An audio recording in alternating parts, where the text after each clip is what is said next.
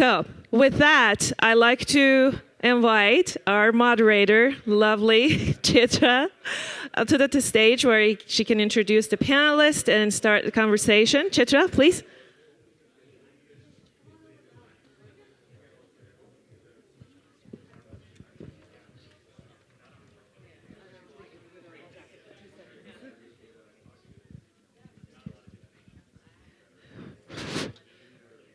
So if everybody's ready, let's take a seat. We are about to start our next panel discussion. Thank you.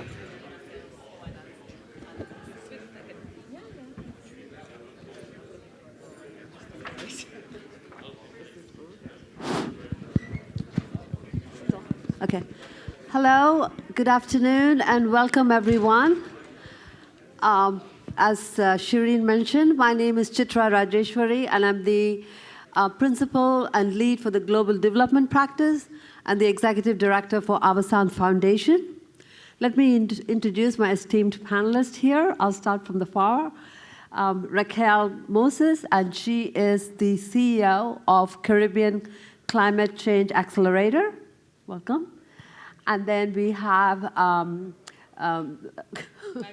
no, I do have your name. I'm going to say Maggie or Magdalena.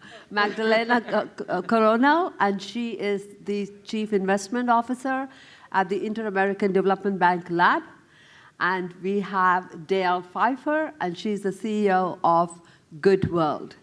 So before we get started, maybe you want to take about a minute just to talk a little bit about what your organization is about in relation to our topic of today, which is ESG. Thank you. Absolutely. So thanks so much for having me. And as Chitra mentioned, I'm the CEO of Good World. Good World focuses on corporate philanthropy and ESG. And we focus very much on how to create ROI out of ESG investments. And we do that through a series of customer and employee engagement programs. So we started out as a nonprofit fundraising platform, and then kind of grew out into a full system ecosystem. And we work with a lot of banks and fintechs. Thank you. Magdalena? Great. So I'm Magdalena Coronel, Maggie Coronel. I'm Chief Investment Officer at IADB Lab, the innovation lab of the Inter-American Development Bank. The bank is the main financier of public administration in Latin America and the Caribbean. We work with 26 countries across the region. And basically, we believe that innovation can create impact. And that's our mission. We work with different type of instruments, from grants to equity investments to debt, making sure that entrepreneurs have access to financing to be able to develop innovation that can actually close the market gaps that we see in the region. It's fantastic to be here. It's fantastic to be in a panel all women. So very excited. Thank you. Hi, I'm Raquel Moses. I'm the CEO of the Caribbean Climate Smart Accelerator. I'm not trying to accelerate climate change. And so, but what we do, we're a coalition of 28 countries working on climate action together. All of us are Caribbean countries, and so we don't have scale working alone. So by working together, we can create economies of scale. What we do specifically at the accelerator is not a traditional accelerator. We're not incubating businesses. We are bringing together public sector with private sector, with conglomerates usually, to put deals together. So for example, things like climate smart agriculture. So where a country wants to lessen their food import bill and wants to grow more of their own food, we bring technology and innovation with an entrepreneur and potentially a private sector partner, and then we make that deal happen. Sometimes we create blended financial instruments, sometimes we bring philanthropy to the table to unlock potential of deals, but those are the kinds of things that we do across the Caribbean region. Thank you. So apart from this being the only women panel, it's also interesting to know that we are a small United Nations here. We have Raquel from Trinidad and Tobago. Magdalena is from Uruguay. She's from New Zealand. Dale, and I'm originally from India, but living here in the US. So here we go, a very diverse panel. All right, so what is interesting for us at Avasant is we're getting into the ESG space as well. You know, it's like People got into the green, then it became sustainable, then innovation. Now it's all about ESG. And so this is a big focus for us for this year. So I'm going to learn a lot from the three of you in the next 34 minutes that we have. So one of the things I've noticed is that growing concerns about the impact of climate change and socioeconomic disparity have made environmental, social, and governance, of course ESG, a front burner issue. The benefits of proactively addressing ESG issues go beyond appeasing institutional shareholders and creating a good public relations story. So this is all we know, right? ESG is, as a term, is broader than CSR. Again, a lot of people confuse the two, but it's definitely two different tracks. A vigorous ESG program can open up access to large pools of capital, build a strong corporate brand, promote sustainable growth, improve operational efficiency. The workers and employees are more satisfied and overall benefits the companies and investors. So in the rapidly evolving market, ESG is an economic imperative for the companies. So what we're going to do today is this panel will focus on how leading companies and regions are showing leadership in furthering sustainable goals. So panelists, I'm going to throw out the question and any of you can start. So why is sustainability one of the most critical business imperatives today? Who would like to take that? I can start if you like. Yeah. All right, go for it. I think we can all answer all of the questions. So, I mean, I think it is the right thing to do, and I think as people, we know that this is the right thing to do, and I think that personally drives a lot of executives. But really, I think, there was a really interesting study that just came out from Signal AI that showed that 92% of CEOs are worried about ESG. Mm-hmm. Why is that? It's about corporate reputation. So much of the value of a company is staked on corporate reputation. The data shows about a third of it. And guess what? ESG disclosures are just about to start happening. The ESG regulations are just about to come out. And companies are going to have to show how much they really care about climate change. I recently read a Harvard study that said 73% of consumers would not buy from a company who doesn't care about the planet.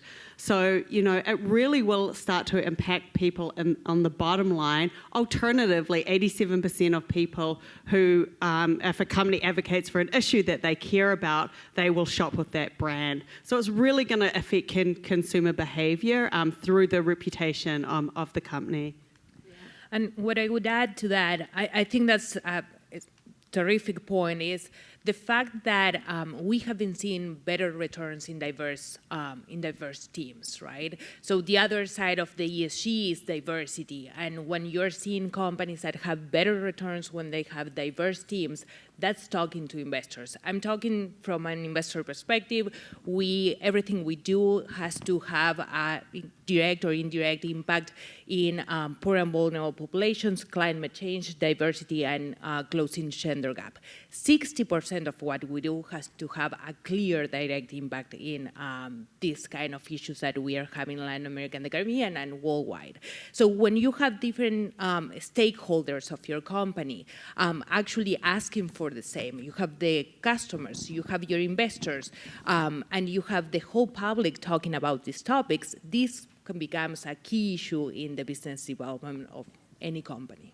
Yeah, and even in the last panel, they were talking about the fact that, attracting employees and employee retention and keeping employees. ESG impacts that as well. People want to have purpose in their work. Young people who are now coming into employment, they don't care about the shareholders having a return. They care about doing something that's meaningful. And companies, through their ESG, can demonstrate that they're doing meaningful work and make people feel a sense of purpose in the work that they're doing. And that's a part of your retention, that's a part of attracting the best talent. So ESG impacts and when you have engaged employees, they're the ones who are going to work and they're going to stay, and it's going to increase your profitability as a company.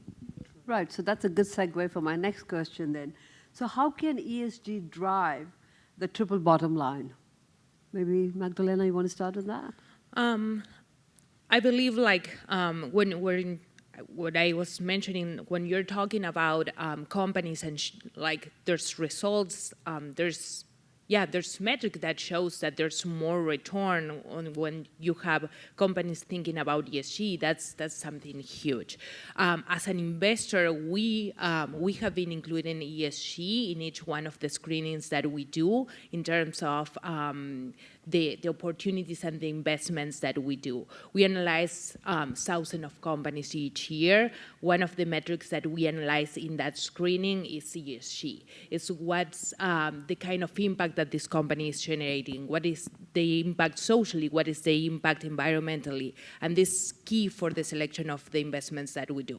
When we already have a company in the portfolio, we analyze the financial return, but we also analyze how they are performing towards the metrics that we determine that would be actually going into impact, measuring impact. So for example, and this is totally anecdotal, we have different flags regarding each one of our investments. We have red flags, we have green flags, but we have a green plus now that is basically related to if the company is creating more impact that is what it's supposed to do. If the company is overachieving not only financial returns, but specifically impact returns. So I think that talks to the level of importance that ESG has.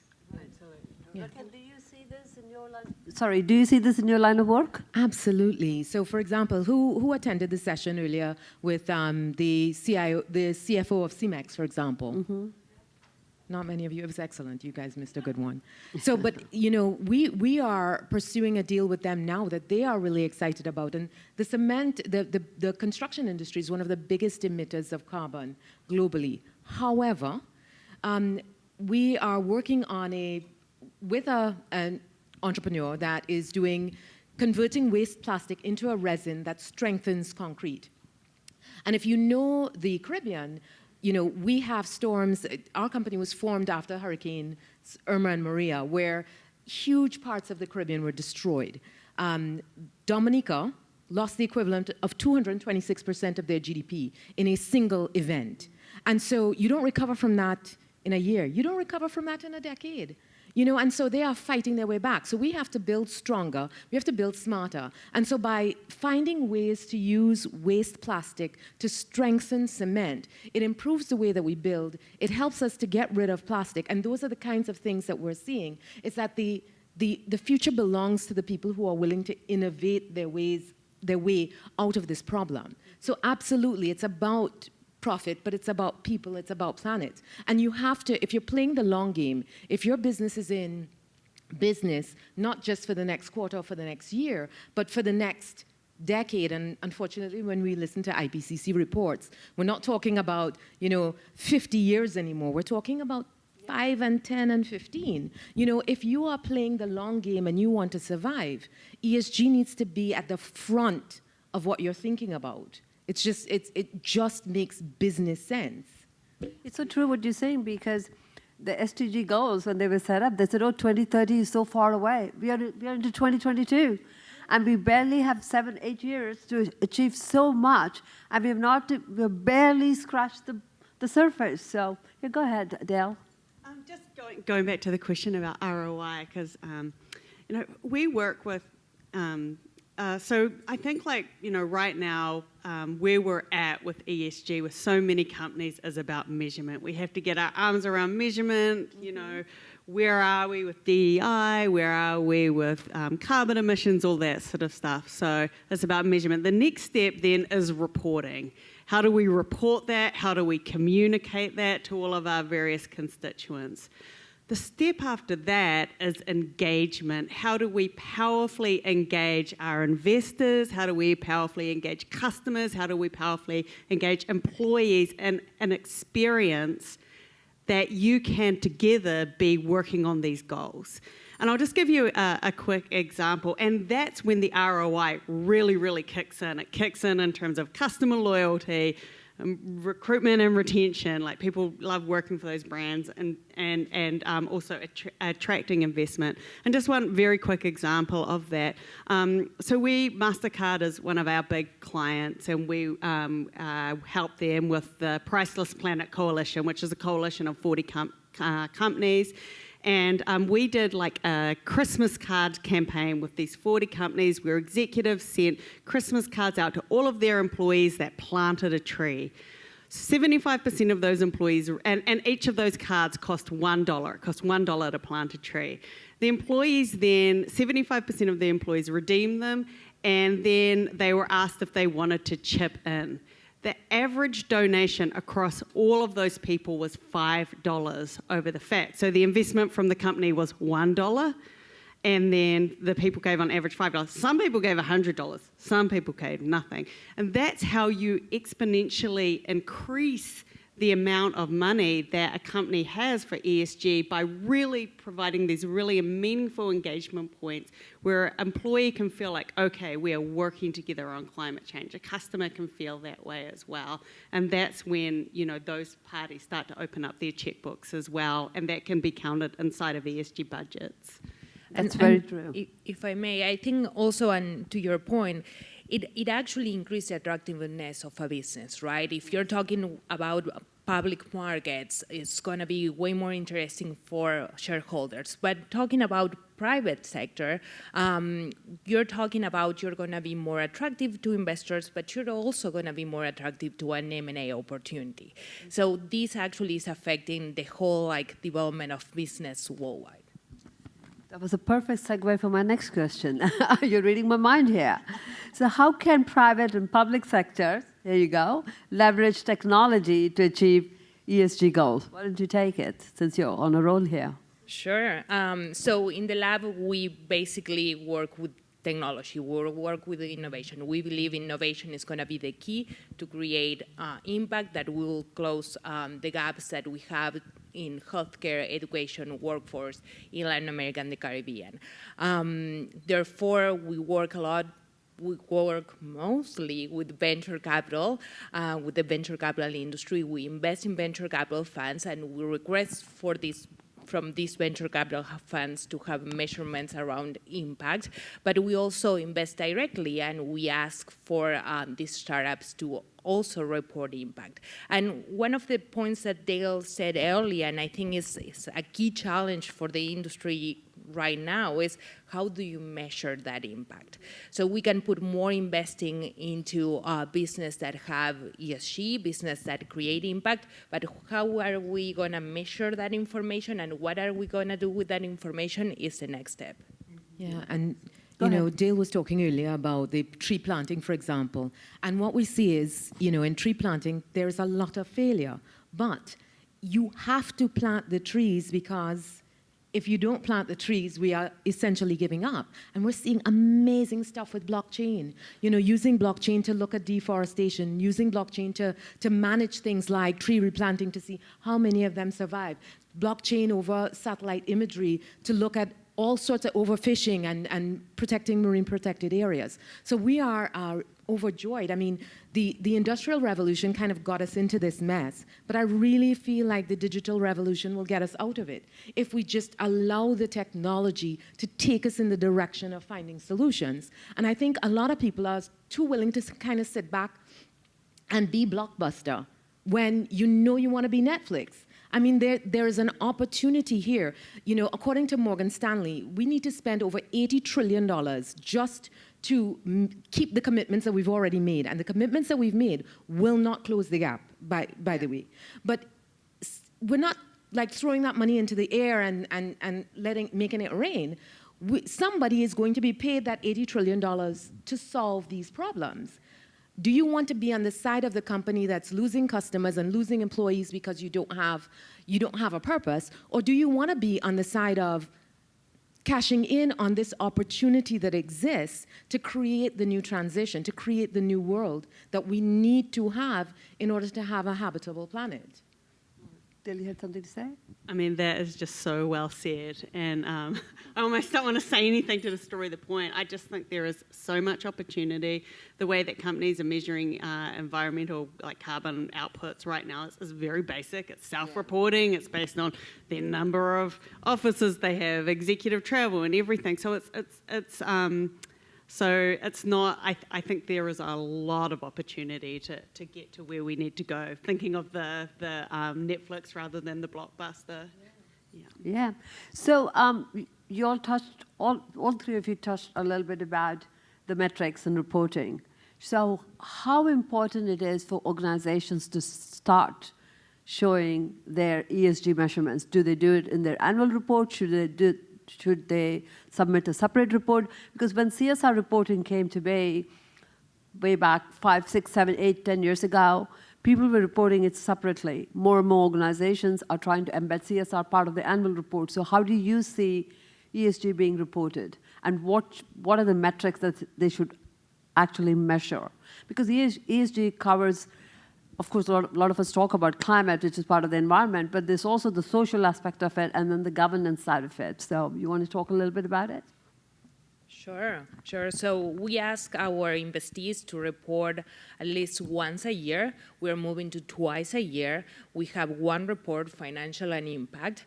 And we also need to be cautious that not all the companies will be reaching out milestones in the E, the S, and the G, right? There's companies that will be working more on the E, there's companies that will have a better performance on the G. So first of all, it's hard to have a standard measurements for different type of business. What we do is when we analyze the company, when we are in the due diligence process, we determine which kind of indicators we want to see from that company. And again, we went from annual, we are going to semestral right now. We want to see financial, we see financial and impact at the same time. And what I would say is we are also changing the way we are screening companies. In the case of the funds, we are incorporating a requirement to have women on a governance body. It's part of the requirement to receive investment from us. And with that, several other different changes. So, go ahead.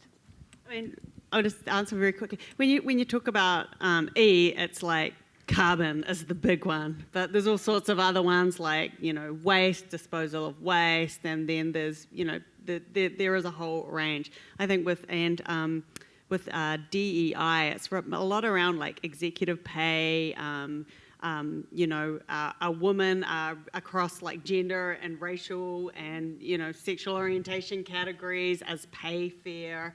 A lot of our corporate philanthropy, and it's all about making it more inclusive. A lot of the corporate philanthropy we do, we really dig into the data to see who is giving, who's taking advantages of the opportunities, if there's certain groups of people who aren't, why is that, and try to take a very inclusive approach, a bottom-up approach, to make sure everybody's interest is represented in these programs and there's access points for everybody who want to get engaged. And it's really very simple, it's almost as easy as asking a question and really like listening and wanting the feedback.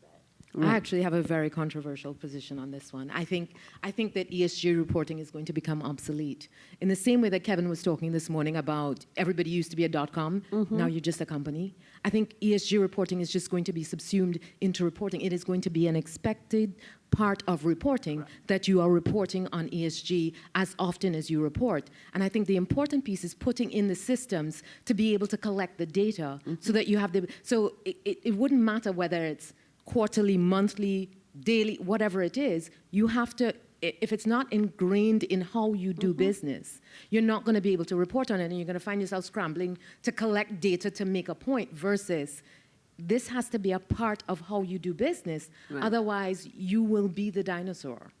Yeah. And exactly, I think like ESG is part of mainstream right now, right? If you're SEC not is requiring ESG reporting. Yeah. Yeah. No, that's it. I'm just saying that it's no longer, it's not going to be some separate thing. It is going to be, if you're not reporting on ESG as a part of your reporting, then you're not filing a complete report. You're not reporting on all of what is happening within your business. What I would say is where we have been working the most, we do investments in early stage startups, is helping the SMEs, right? Because the SMEs are the ones that have most trouble sometimes gathering that information because they might not have all the employees needed or the capabilities or the systems in place to be grabbing all this information, and that's something that we have been working on with a particular emphasis. And I'll just say the real importance of that is, private companies and SMEs aren't necessarily going to have the mandatory reporting. And I agree with your point; it will just become reporting, but it probably will be reported on more in the media just because of the immediacy of not doing anything. But as a vendor to many bigger companies are going to want to know how much carbon emission they're creating because it needs to be inside of their bigger public company's picture and a part of their emissions. So that's why smaller and medium-sized companies are really actually starting to take a big leap into the ESG world. Right. No, I agree because, like I said, the question that there'll be no separate reporting, but I think if we want to save our planet and we really want to be ethical, we have to measure. And when we measure, we want to report because we want to have accountability. And accountability is huge. So for that purpose, we may have to have a separate section for it, but it doesn't mean to say it's out there, buried under a small department that's kind of just checking a box at the end of the year. Mm-hmm. So you touched on this again, Magdalena. So the question is, what innovation is happening in this area and how is it being funded? And I know IADB Lab is very passionate on a lot of ESG initiatives and we are part of it too.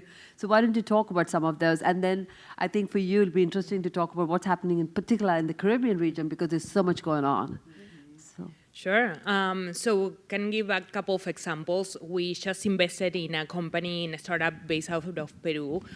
They have a platform where they buy from corporations products that are close to the due time or have all packaging, all branding, and they put it on a marketplace and sell it with huge discounts. So we're talking about reduction of emissions, and we're talking about impacting poor and vulnerable populations that can afford different products with a huge discount. That's a fantastic company. It's out of Peru. It's growing in Colombia and Mexico, and it's being hired by so many companies to actually deal with all this merchandising that is getting to the point of expiring or have packaging or branding issues. And basically, this startup is providing the numbers about reduction of emissions, about water waste, and these huge corporations are publishing these results on their website. So you have two ways of impacting the bottom line there. Not only as a corporation, you are moving merchandising that otherwise would be actually incinerated, but you also are reporting about the impact that you're generating environmentally and socially. Couple of examples more. We have been investing in a deep tech venture capital fund in Argentina, as well as I see Laila looking at me. That is not just approved; it's going to be approved. But an agtech fund, a venture capital fund in Argentina that is creating enormous impact in terms of climate. We are seeing this on daily basis. So the amount of opportunities are increasing. However, we do want to see more deal flow regarding to climate tech. I think there's a lot of opportunities there, and the industry is just getting started. Yeah. We're seeing so much California is having this drought and the problems that you're having. One of the first solutions that we implemented was an independent water supply to the children's ward of the University Hospital of Jamaica. And that is it's a solar panel that creates water from air. And it creates an independent water supply for the children's ward so that if there is a municipal issue, if there is a disaster, their water is completely separate from anything else. And those are the kinds of things the innovations that we're seeing. In St. Lucia, we're seeing a handheld desalination plant that they managed to sell to Papua New Guinea. So just this one entrepreneur creates this solution and then sells it to Papua New Guinea. I was like, what about the rest of the Caribbean, by the way? This small desal plant is something that's really, really useful. We're seeing people take waste like sargassum, which is the seaweed that, I don't know if you know what sargassum is, but it's this seaweed that's proliferating now because of the warming ocean. And taking that and turning it into bioplastics, taking it and turning it into single-use plastics, taking it and turning it into alcohol. And so all of these things, we're seeing such innovation, but we need so much more, and we need it so much faster. So, you know, we're working with a lot of innovators. We're working with a lot of entrepreneurs. We're seeing fintech climate mashups where creating, valuing the ecosystem services that nature provides, so that if you have the choice of selling a piece of land to do a development, or valuing the ecosystem services that the environment is providing, and then floating that on an exchange, not unlike an NFT, that somebody can say, that has value to me, I want to buy it. I want to buy a share, not of the land, but a share of the ecosystem services. And that is creating cash flows for conservation. So we're seeing all kinds of innovation, just not enough, not fast enough. Send me that one. Well, that one is in collaboration with IDB, huh? Fantastic. Yeah. I have a bit of a contrarian view on this, I guess. As somebody who's a female founder out trying to raise money for an ESG company, it is very hard. It's very hard. And it's interesting. You know, I think we look around in the room. This room is not really full, and I think like a lot of the big money does not really see the ESG space is particularly lucrative or appealing. And I think that is starting to change, but we have a long way to go. And I think, you know, with celebrity investors getting involved, you know, raising funds, I think, you know, organizations like, you know, what you guys are doing is fantastic, you know, both of you. You know, really raising the profile. I think we have a lot of work to do to kind of raise the profile of these type of investments, and education around the fact that these can be very lucrative investments. Mm-hmm. I think a lot of people see investments in our area as almost like philanthropy. Mm-hmm. You know, they'll kind of, oh yeah, I'll, you know, kick a bit of money to that social good company and see if it comes back. That is not true. There's a section of companies that are hyper growth companies that are focused in this area. So I think, you know, in terms of ecosystem building and things like that, we have a long way to go in terms of really attracting the amount of investment that we need to make the changes we have to. Absolutely agree. Yeah, and it's very true, because if they're going to push it under the rug, the train's actually left the station for ESG. It's just a question of how rapidly it's going to pick up speed, and then you're going to be left behind. This is exactly what happened when they started talking about the green economy. And people were like, okay, if I recycle some of my stuff, you know, I'm good. Or I turn off my light when I'm going out of the room, I'm conserving energy. It's far beyond that. And to reiterate, ESG is not CSR. They're two separate things, and people need to understand that. I've had multiple conversations just in a day and a half, or a day now since yesterday. And so many people, when I talk to them about ESG, and they know I had the foundation for Avasant, the first thing they say is, sure, we understand the foundation, and we're very happy to contribute towards your foundation. And I'm like, thank you so much, I'll take that money, but I'm talking about ESG, and you know, this is what you need to understand, what we're trying to do with our organization. So this is why we're having this panel here. As you see, that the track is mostly about technology and innovation and what's happening in the future. But then we also, as a company, see the value add of ESG and how it has to be embedded in every business. You know, and we're creating. We have a whole research team within our organization, and they're creating a whole radar view on ESG and creating an index. And we're going to come out with 2 indexes, which I'll definitely share with all of you. One is going to be from the service provider side of it, and one is for the enterprise side of it. So I have one more question here for you all.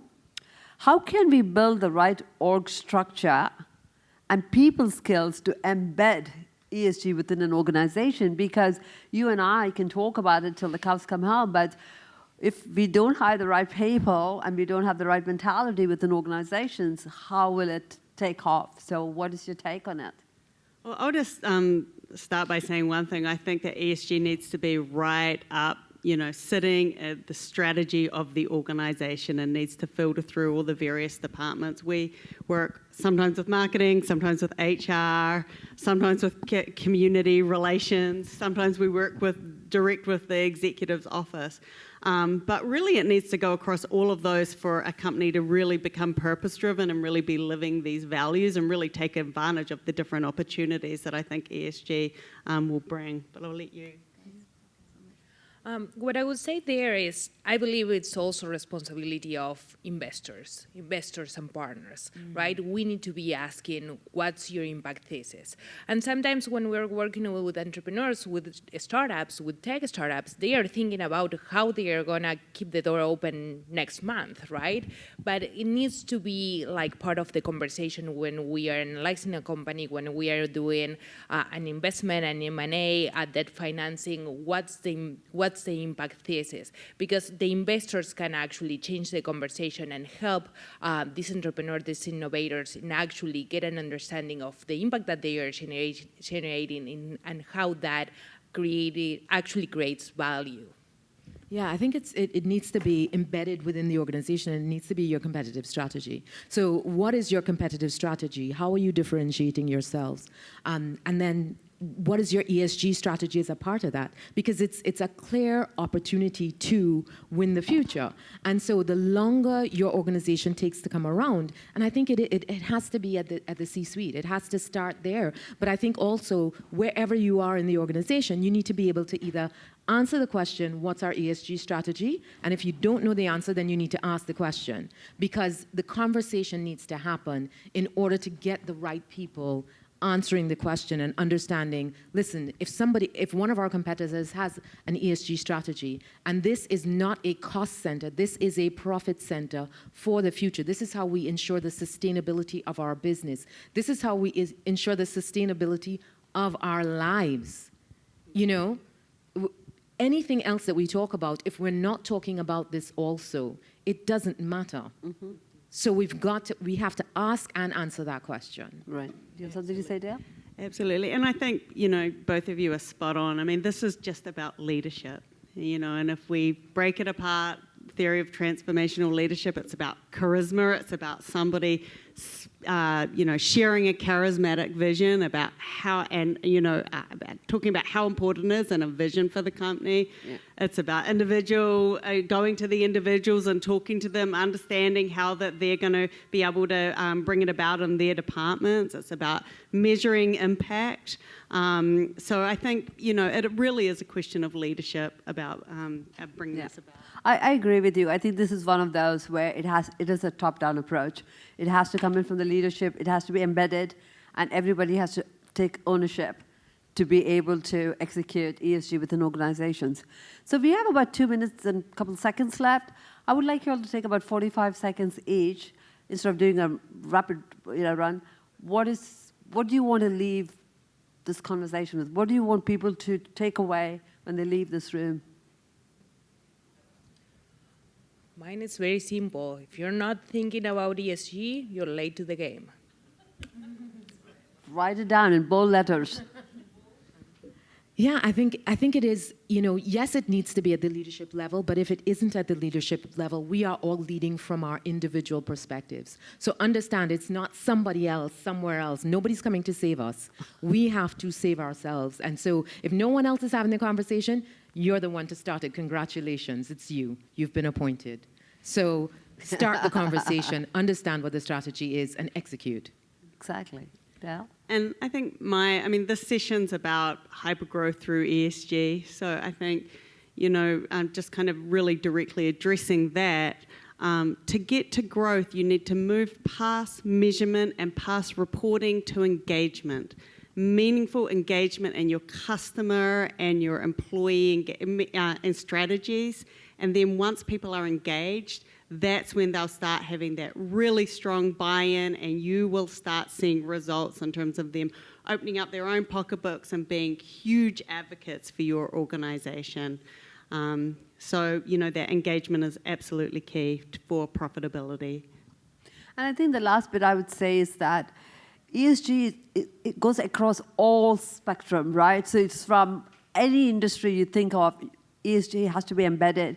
So it's very exciting, and it's also very interesting because you can have such amazing initiatives based on what your organization wants to do. So it's not like you need to say, oh my God, this doesn't align with our mission or values. It aligns with any business. So you just have to think about clever ways of embedding it, getting it started, and then getting everybody motivated to run with it. So with that, I would like to thank our esteemed panelists, and thank you all so much for participating with us. Really appreciate it.